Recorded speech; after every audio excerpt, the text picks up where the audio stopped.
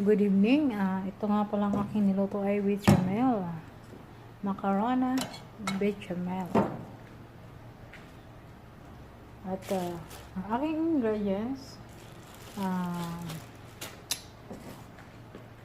milk powder, corn flour, and then salt sa aking cream.